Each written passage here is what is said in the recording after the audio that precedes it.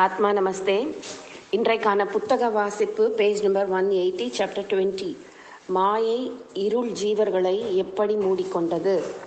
ஐயா, அமாவாசை தினத்தில் வரும் இருளை கருமேகங்கள் மூடிக்கொண்டால் அந்த இருள் எப்படி அதிகரிக்கின்றதோ அதுபோல் உலகத்தில் உள்ள ஜனங்களுக்கெல்லாம் ஆகாமிய கர்மத்தினால் அஞ்ஞானமாகிய மாயை எனும் இருள் ஜென்மாந்திரங்கள் தோறும் அதிகரித்து விருத்தியாய் கொண்டே வருகின்றன.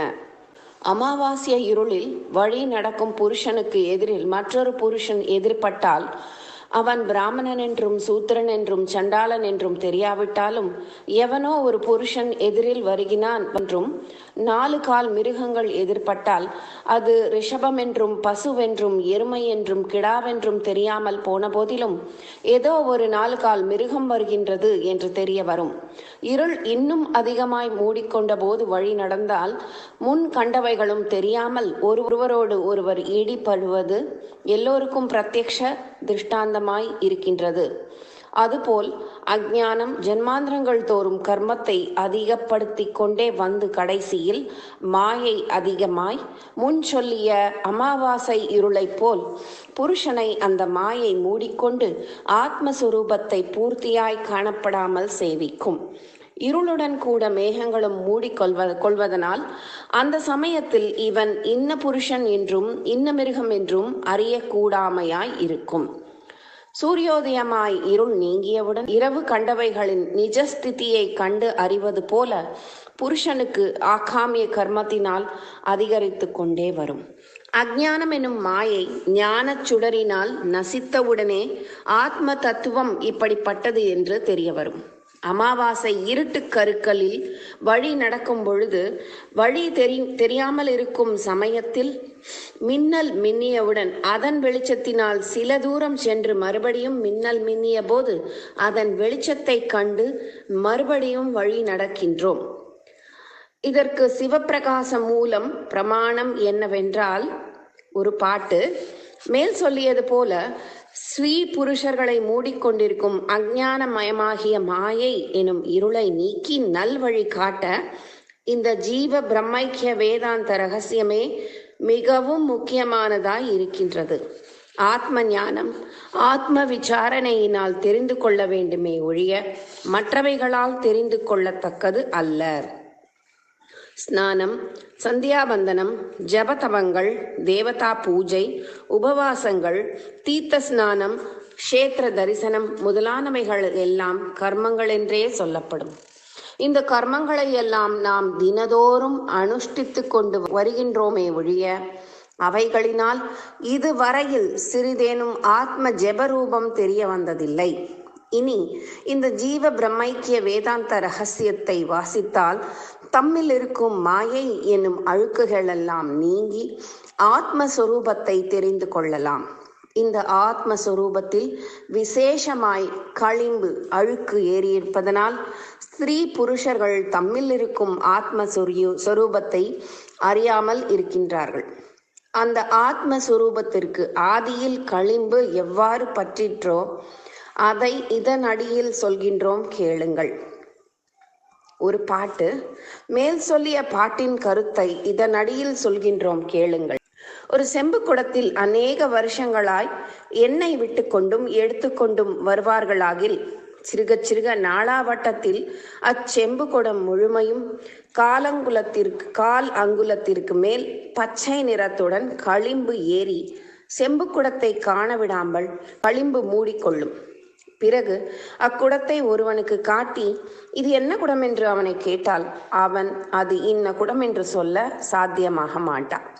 பிறகு அவன் செங்கல் பொடி, புளி முதலானவைகளால் அக்குடத்தை துலக்கி அந்த களிம்புகளை எல்லாம் போக்கி பிறகு இது செப்பு குடம் என்று சொல்லுவான்.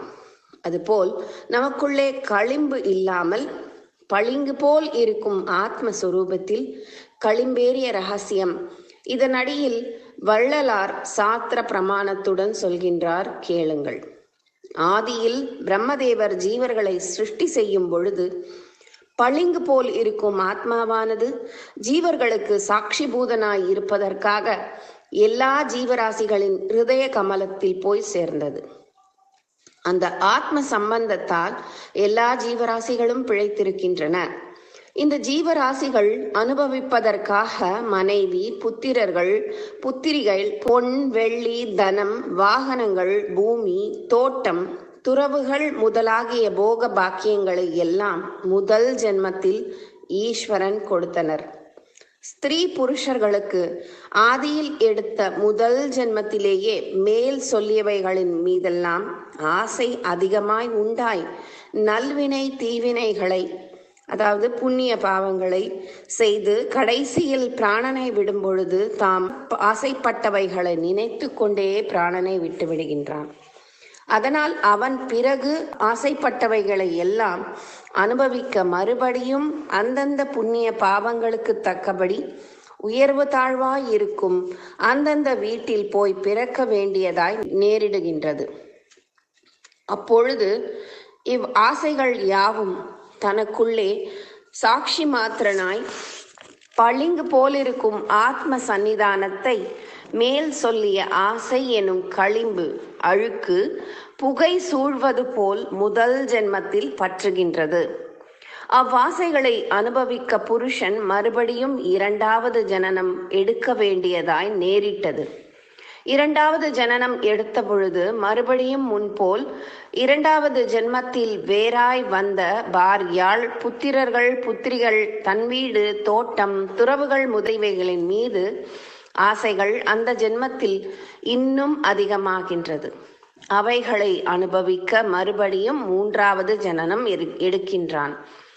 இவ்வாறாகவே பிரதி ஜென்மங்களிலும் ஆசை அதிகமாய் மேல் சொல்லிய செம்பு குடத்தின் மேல் சிறுக சிறுக ஏறிய பச்சை நிறமுடைய பாசியை போன்ற களிம்பு புருஷனுக்கு அநேக கோடானு கோடி ஜென்மங்களாய் எடுத்து வந்த ஜென்மங்கள் தோறும் ஆசை எனும் களிம்பு சிறுக சிறுக புகையை போல் சூழ்ந்து கொண்டே வருகிறபடியால் தனக்குள் பளிங்கு போல் சாட்சி சொரூபமாயிருக்கும் ஆத்ம சன்னிதானத்தை மேற்படி பந்த பாசங்கள் என்னும் ஆசைகள் மூடிக்கொண்டு மோட்சம் எனும் வீட்டை அடைய விடாமல் செய்விக்கின்றன. இதற்கு திருமந்திரம் பிரமாணம் என்னவென்றால், அது ஒரு பாட்டு. எறும்பு முதல் 84 லட்ச ஜீவராசிகளும் ஏதோ ஓர் ஜென்மத்தில் மோட்சம் எனும் வீட்டை அடைய வேண்டியது திண்ணம். இம்மோட்ச வீட்டிற்கு வழிகாட்டும் குருவானவர் எப்படிப்பட்டவராய் இருக்க வேண்டும் என்றால், முன் களிம்பேறிய செம்பு குடத்தை செங்கல் பொடியினால் தேய்த்து களிம்பை போக்கி செம்பு குடத்தை காட்டிய குருவை போன்றவராய் இருக்க வேண்டும். இங்கு உங்களுக்கு இந்த ஜீவ பிரம்மைக்கிய வேதாந்த ரகசியமே களிம்பை போக்கி செம்பு குடத்தை காட்டிய குருவை போல் இருக்கின்றது.